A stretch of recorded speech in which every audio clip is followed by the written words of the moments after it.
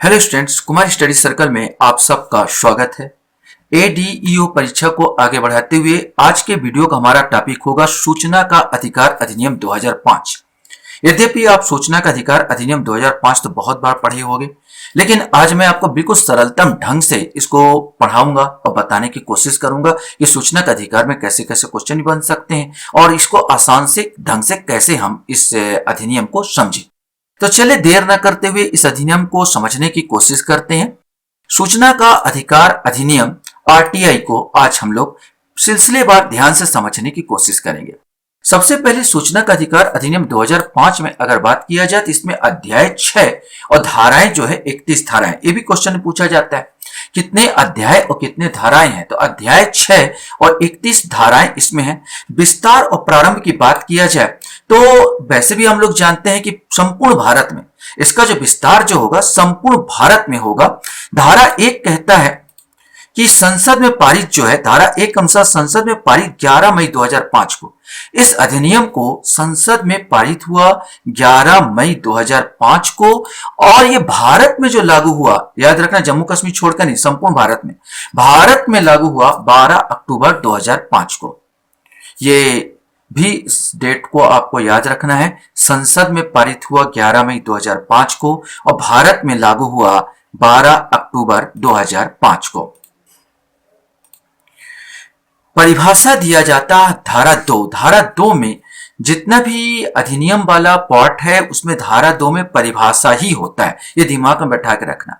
तो परिभाषा में सबसे पहले परिभाषा सूचना इंफॉर्मेशन क्या है, ये पता होना चाहिए कि सूचना इंफॉर्मेशन क्या है। तो इसमें बहुत सारे कंडिका दी है, जैसे किसी इलेक्ट्रॉनिक रूप से धारी अभिलेख, इलेक्ट्रिक कंप्यूटर में हो या किसी फ्लॉपी में हो, दस्तावेज हो, ज्ञापन हो, ईमेल हो, मत हो, सलाह हो, प्रेस विज्ञप्ति हो, परिपत्र हो, आदेश हो, लॉग बुक हो, संविदा हो माने कॉन्टेक्ट हो, रिपोर्ट हो, कागज पत्र में लिखा हो, नमूने हो, मॉडल हो, आंकड़ों से संबंधित सामग्री तथा किसी प्राइवेट निकाय से संबंधित ऐसी सूचना जिस तक किसी लोक प्राधिकारी को पहुंच हो सकती है। तो यहां पर एक चीज ध्यान रखेंगे, इसमें आप लोक माने प्राइवेट निकाय से भी सूचना मांग सकते हैं, बशर्ते वहां पर किसी ऐसा बोला गया कि कोई प्राधिकार मतलब जो प्राधिकारी का जो अधिकार होगा, अगर किसी प्राइवेट में छापा मारने का ये वो करने का अधिकार है प्राइवेट निकाय में, तो प्राधिकारी की जो पहुंच जितना होगा उस हिसाब से आप मांग सकते हैं सूचना का अधिकार प्राइवेट निकाय से भी। अभिलेख रिकॉर्ड से तात्पर्य जो है, यहां पर कोई दस्तावेज, पांडुलिपि या फाइल अभिलेख के अंतर्गत आएगा। किसी दस्तावेज की कोई माइक्रोफिल्म, माइक्रोचिप या प्रतिकृति, उसका नकल, ये भी अभिलेख के अंतर्गत आएगा। ऐसी माइक्रोफिल्म में समाविष्ट प्रतिबिंब भी इसके अंतर्गत आएगा और किसी कंप्यूटर द्वारा या किसी अन्य युक्ति द्वारा उत्पादित कोई अन्य सामग्री भी अभिलेख रिकॉर्ड के अंतर्गत आएगा। सूचना का अधिकार जो दिया गया है, क्या है सूचना का अधिकार? तो सूचना का अधिकार है किसी दस्तावेज अभिलेखों का निरीक्षण। आप किसी दस्तावेज अभिलेखों का निरीक्षण कर सकते हैं, कोई भी व्यक्ति। यहाँ पर अगर सूचना का अधिकार वो अपना एप्लीकेशन देता है तो निरीक्षण कर सकते हैं आप किसी दस्तावेज का। दस्तावेज अभिलेखों का टिप्पण, उद्धरण और प्रमाणित प्रतिलिपि लेना, माने आप कार्बन कॉपी जिसमें अधिकारी का दस्तखत हो, ऐसी प्रतिलिपि आप ले सकते हैं वहां से। तीसरा है सामग्री का प्रमाणित नमूने लेना, प्रमाणित नमूने भी आप ले सकते हैं। और लास्ट में है Diskit, floppy, tape, video cassette के रूप में सूचना अभिप्राप्त करना आदि, ये 4 चीज सूचना के अधिकार के अंतर्गत आपका आएगा। सूचना का अधिकार धारा 3 में दिया गया है सभी नागरिकों को, अर्थात एक चीज ध्यान रखना कि जो आरटीआई कानून है, जो सूचना का अधिकार कानून है, यह नागरिकों को देता है, अर्थात गैर नागरिकों को, विदेशियों को यह अधिकार नहीं है। तो सूचना का अधिकार सभी नागरिकों को है, न कि गैर नागरिकों या विदेशियों को। इसके तहत धारा 3 के तहत जो अधिकार आपको मिला है वो संविधान में 19(1) का जिसमें वाक स्वतंत्रता, अभिव्यक्ति की स्वतंत्रता है, और आर्टिकल 21 जो है दैहिक स्वतंत्रता है। इसी के अंतर्गत कभी कभी क्वेश्चन पूछता है कि धारा 3 जो सूचना का अधिकार संविधान के किसके तहत है, तो 19(1) का वाक या अभिव्यक्ति की स्वतंत्रता और आर्टिकल 21 अनुच्छेद 21 दैहिक स्वतंत्रता के अंतर्गत आते हैं। लोक प्राधिकारी की बाध्यताएं धारा 4 में लोक प्राधिकारी की बाध्यताएं बताया गया।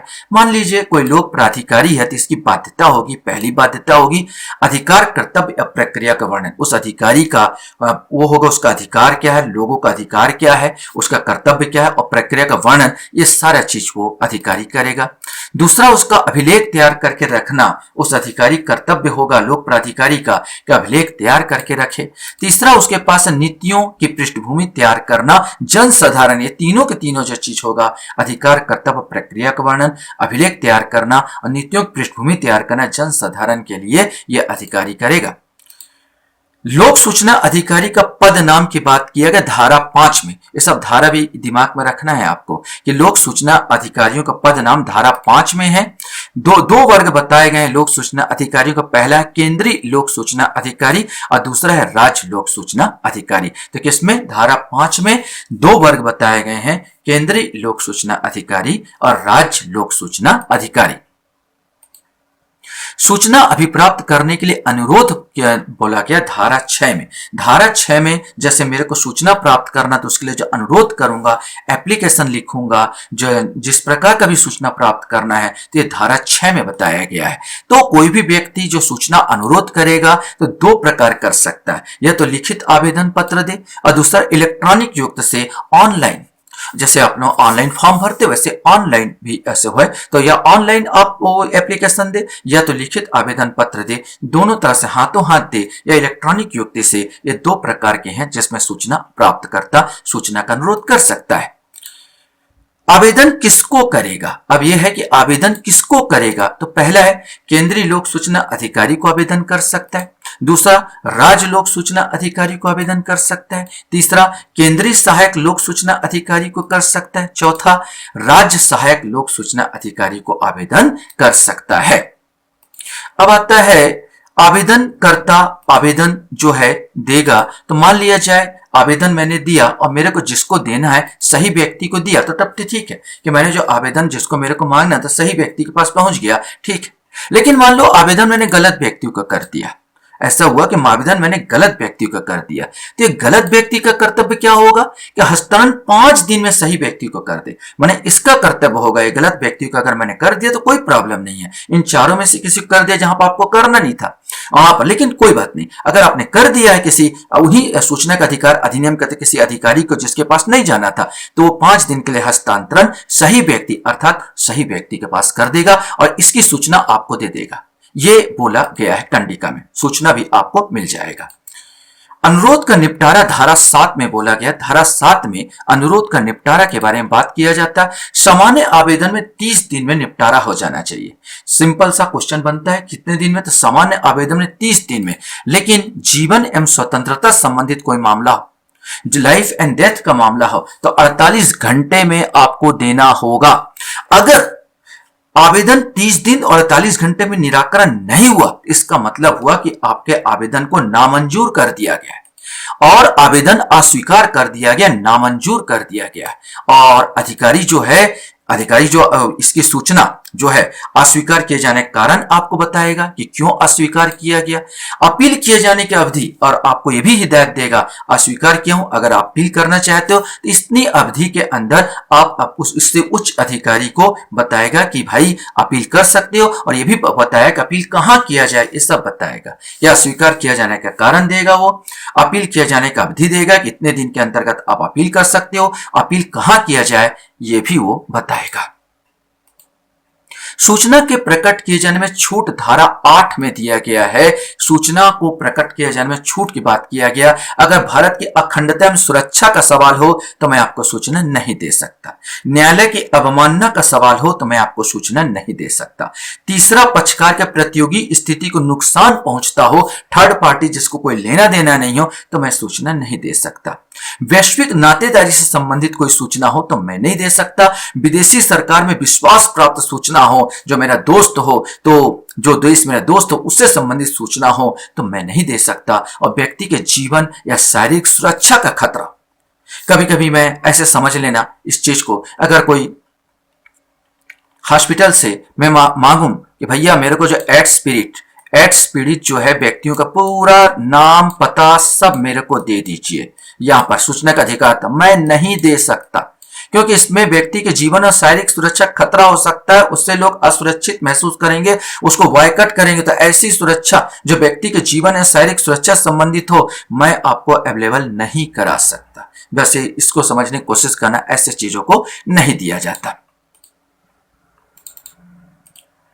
लेकिन जो सूचना संसद में दी जा सकती, जो सूचना संसद में दी जा सकती है, राज्य विधानमंडल में दिया जा सकता है, वह किसी भी अन्य व्यक्ति को भी दिया जा सकता है। अगर आपको आपत्ति हो तो अगर सूचना संसद में दिया जा सकता है तो मुझे क्यों नहीं, राज्य विधानमंडल में दिया जा सकता है तो मुझे क्यों नहीं, वह किसी भी व्यक्ति को दिया जा सकता है।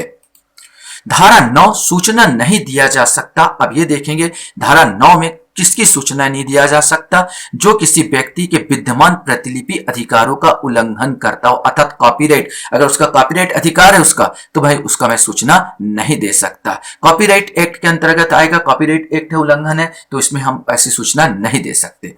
कुछ चीजें हैं पृथककरण, धारा 10 में पृथककरण के बारे में बात किया गया। सूचना, मान लिया जाए एक व्यक्ति सूचना चाह, पहला सूचना मान लीजिए दिया जा सकता है, मैंने पूरा जो सूचना मांगा है उसमें से उसमें पहला दिया जा सकता है, दूसरा नहीं दे सकता, उसमें से तीसरा दिया जा सकता है, चौथा नहीं दे सकता। तो भैया जो दिया जा सकता था पहला और चौथा, तीसरा, पहला और तीसरा दिया जा सकता, हमको वही सूचना दे दो। इसे कहता पृथककरण। जो सूचना नहीं दे सकते उसको मत दीजिए, लेकिन जो मैंने चाहा है उसमें से 10, मान लीजिए मैंने किसी संस्था से 10 तो सूचना चाहिए, अगर उसमें से 5 सूचना दिया जा सकता, 5 नहीं दिया जा सकता, तो 5 का पृथककरण कर दीजिए आप और 5 मुझे दे दीजिए। इसी को पृथककरण कहा गया, धारा 10 में बताया गया है। धारा 11 तृतीय पक्षकार के सूचना, थर्ड पार्टी इंफॉर्मेशन, ये भी बहुत इंपॉर्टेंट है। 11 इंपॉर्टेंट समझ लें थर्ड पार्टी क्या होता है और क्या नहीं होता। तो तृतीय पक्षकार इसको समझो, जैसे मैं हूं यहाँ पर कोई व्यक्ति, जैसे आप लोग अक्सर मान लो प्रतियोगिता में आप असफल हो गए, पीएससी की प्रतियोगिता में असफल हो गए और आपने लोक सेवा आयोग से कोई सूचना प्राप्त हुई और सूचना ये मांगा कि फला व्यक्ति इसमें चयनित कैसे हुआ, मेरे को उसका कॉपी दो।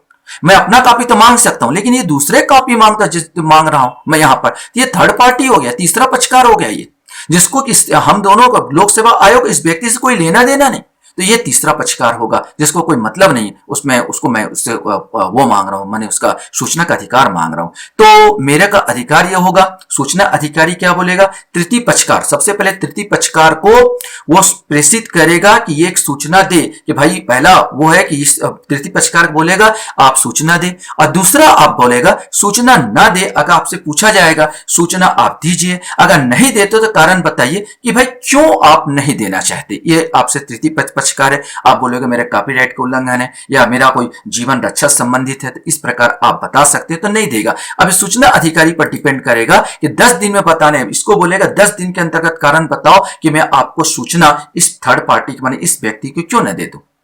अगर मान लो सही आपने दिया कि किस कारण मेरे को नहीं देना, तो नहीं देगा अधिकारी। अगर मान लो आपका कारण अस्पष्ट है तो यह अधिकारी सूचना 40 दिन के अंदर सूचना का प्रकटन करेगा या नहीं, 40 दिन के अंदर प्रकट कर देगा कि सूचना उस आपको मिलेगा या आपको नहीं मिलेगा। अब आता है केंद्रीय सूचना आयोग, धारा 12 में वर्णन किया गया। धारा 12 में केंद्रीय सूचना आयोग के बारे में वर्णन किया गया। गठन जो होता है, 2 मुख्य सूचना आयुक्त 1 होगा और आयुक्त अधिकतम 10 होंगे, कम हो सकते हैं 10 से अधिक नहीं होंगे। मतलब 1 मुख्य सूचना आयुक्त होगा केंद्रीय सूचना आयोग में और 10 अधिकतम 10, चाहे वो 2 हो जाए, 3 हो जाए, 4 हो जाए, 5 हो जाए, ये आपके ऊपर, लेकिन 10 से ज्यादा नहीं होंगे। नियुक्ति कौन करता है, तो सूचना आपको केंद्रीय सूचना आयोग की नियुक्ति राष्ट्रपति द्वारा होगी। चयन समिति में कौन कौन रहेंगे, इन लोग का अध्यक्ष प्रधानमंत्री होता है चयन समिति में, सदस्य लोकसभा का विपक्ष का नेता होता है और मंत्री परिषद का 1 मंत्री इसके सदस्य के रूप में रहते हैं चयन समिति में। क्वेश्चन बनता है। मुख्यालय इसका नई दिल्ली होगा। इसके अलावा पद अवधि एवं सेवा शर्तें धारा 13 में दिया गया केंद्रीय सूचना आयोग के बारे में। मुख्य सूचना आयुक्त या तो 5 साल या 65, कोई भी पहले हो जाए, मतलब आपका 5 साल तक का रहेगा। अगर मान लिया जाए आप 64 साल में ये पद धारण करते हैं मुख्य सूचना आयुक्त का, तो मेन आपके पास 1 साल ही बचेगा। अगर आपने 50 साल में आपने धारण किया तो आराम से 5 साल आप काटोगे, 55 साल तक। माने यहां पर साफ यही बोल दिया गया, या तो आपकी आयु 65 साल पूरी हो जाए या तो 5 साल, इससे ज्यादा नहीं। आयुक्त के लिए भी यही बोला गया 65 साल या 5 साल, जो पहले हो जाए। पुनर्नियुक्ति के पात्र ये नहीं होंगे, माने सूचना आयुक्त फिर से पुनर्नियुक्ति ऐसा कोई नहीं होगा। आयुक्त उसी पद पर फिर पुनर्नियुक्ति नहीं होगा। लेकिन आयुक्त के बारे में बोला गया है कि आयुक्त चाहे तो मुख्य सूचना आयुक्त जो सूचना आयुक्त है, अगर मुख्य सूचना आयुक्त का पद खाली होता है तो उसके जगह वो पद संभाल सकता है, अक्सर सब संभालते भी है। सूचना आयुक्त मुख्य सूचना आयुक्त के पद रिक्त होने पर ऐसे पद पर नियुक्त किया जा सकेगा, लेकिन दोनों पदों की अवधि कुल मिलाकर 5 वर्ष से अधिक नहीं हो सकेगी। अर्थात मान लिया जाए कोई आयुक्त है, ये 3 साल से आयुक्त है, अब उसका प्रमोशन होकर मुख्य सूचना आयुक्त बना। चूंकि इसका कार्यकाल 2 साल बचा था तो ये मुख्य सूचना आयुक्त 2 साल के लिए ही होगा, 3, 2, 5, 5 से ज्यादा नहीं हो सकता, यह कहा गया है। सेवा शर्तें यह है कि मुख्य सूचना आयुक्त की जो सेवा शर्तें भारत के मुख्य निर्वाचन आयुक्त के समान होगी, और जो सूचना आयुक्त की जो सेवा शर्तें होगी निर्वाचन आयुक्त के समान होगी।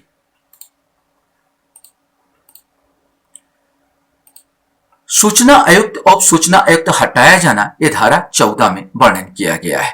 आधार कदाचार, मिसबिहेवियर और असमर्थता के आधार पर आपको हटाया जा सकता है, और तब हटाया जाएगा जब उच्चतम न्यायालय अर्थात सुप्रीम कोर्ट द्वारा पहले जांच की जाएगी। जब आप सही पाए गए कदाचार के, आप सही पाए गए असमर्थता के, तभी आपको हटाएगा, अन्यथा नहीं। उसी प्रकार राज्य सूचना आयोग धारा 15 में राज्य सूचना आयोग का वर्णन किया गया। सेम वही कंडिका है, बस इसमें राज्य लगाया गया। एक राज्य मुख्य सूचना अधिकारी 1 होगा और राज्य आयुक्त अधिकतम 10 होंगे, 10 से ज्यादा नहीं, कम हो सकते हैं। नियुक्ति वहां राष्ट्रपति कर रहे थे, यहां पर राज्यपाल द्वारा होगा, और चयन समिति वहां पर प्रधानमंत्री अध्यक्ष थे, यहां मुख्यमंत्री होगा। विधानसभा विपक्ष के नेता, वहां पर लोकसभा विपक्ष के नेता थे, और मुख्यमंत्री द्वारा नाम निर्देशित एक मंत्री। सेम चीजें है और कुछ नहीं। और यह मुख्यालय राज्य सरकार के अनुसार होगा, वहां पर नई दिल्ली था, केंद्रीय में थे, यह राज्य सरकार के अनुसार होगा।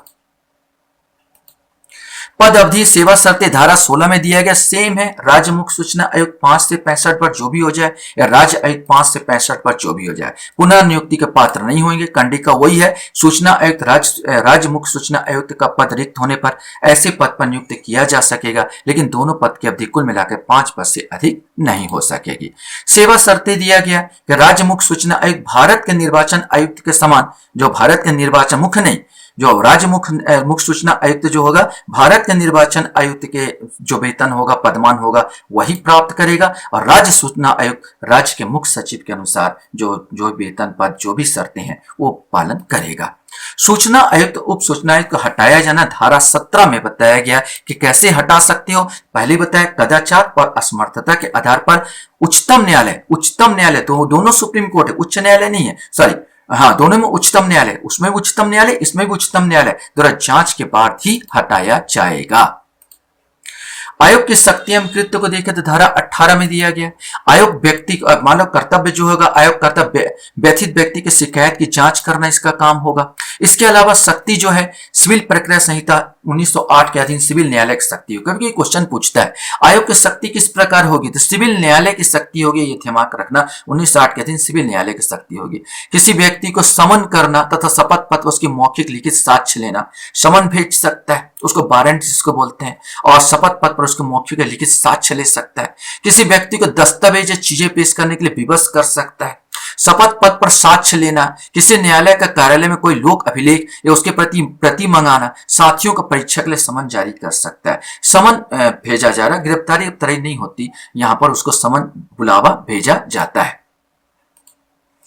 अपील अगर आपके पास इस प्रकार है तो अपील धारा 9 के 19 के तहत, धारा 19 के तहत आप अपील कर सकते हैं। मान लिया जाए, अपील के बारे में बात किया गया धारा 19 में, मान लिया जाए आपने सूचना किसी से मांगा और वो आयोग ने आपको सूचना नहीं दिया, तो आप अपील कैसे करेंगे। मान लीजिए सूचना अधिकारी के तहत मैंने सूचना कोई मांगा और उसने मुझे सूचना नहीं दिया, मैं निर्णय से मैं व्यथित हो गया, तो 30 दिन आपको मिलते हैं। 30 दिन के अंतर्गत उस सूचना अधिकारी से ऊंचे वाला, मैंने ज्येष्ठ पंक्ति के अधिकारी को मैं इसको अपील करूंगा। 30 दिन के बाद अपील करूंगा। मान लो इसने भी मेरे अपील को निरस्त कर दिया, तो फिर मेरे को 90 दिन का टाइम मिलेगा द्वितीय अपील के लिए। 90 दिन के अंतर्गत या तो मैं केंद्रीय सूचना आयोग को अपील कर सकता हूं, या तो मैं राज्य सूचना आयोग को अपील कर सकता हूं। और निपटारे की अवधि ये दोनों जो होगा आपको 30 दिनों में, अगर 30 दिनों में आपको निपटारा करेंगे, कारण अगर ज्यादा दिन हो गया तो कारण बताना पड़ेगा इनको कि 45 दिन, माने ज्यादा से ज्यादा 45 दिन, वो भी कारण बताते हुए, अन्यथा 30 दिन के अंतर्गत आपके अपील का निपटारा कर दिया जाएगा। दंड धारा 10 में यहां पर दिया गया है दंड के बारे में, लेकिन दंड है केंद्रीय सूचना आयोग की राय में किसी केंद्रीय सूचना अधिकारी, मान लो इसमें दंड किसको है, दंड आपको नहीं, दंड है उन अधिकारियों को जो मैंने सूचना मांगा और सूचना नहीं दे रहे हैं, वो घुमा रहे हैं मेरे को, उनके लिए है ये दंड। धारा 20 कहता है यहां पर, और ये कहता है बिना युक्तियुक्त कारण के आवेदन लेने से इनकार कर दिया कोई अधिकारी, या निर्धारित समय अवधि में कोई सूचना नहीं दी गई हो, या जानबूझकर गलत भ्रामक या अपूर्ण सूचना दी गई है, आदि आदि, तो तब ऐसे अधिकारी प्रत्येक दिन के लिए जब तक ऐसी सूचना नहीं दी जाती 250 रुपए का दंड अधिरोपित की जाएगी, 250 रुपए प्रतिदिन। अधिकतम उसको 25,000 रुपए तक आपको देना पड़ेगा। आप नहीं दे रहे तो अधिकतम जो दंड है शास्ति, और 25,000 रुपए को उस अधिकारी पर दंड लगेगा। आशा करता हूं यह वीडियो आपको अच्छा लगा होगा। वीडियो वॉच करने के लिए धन्यवाद। Thank you very much.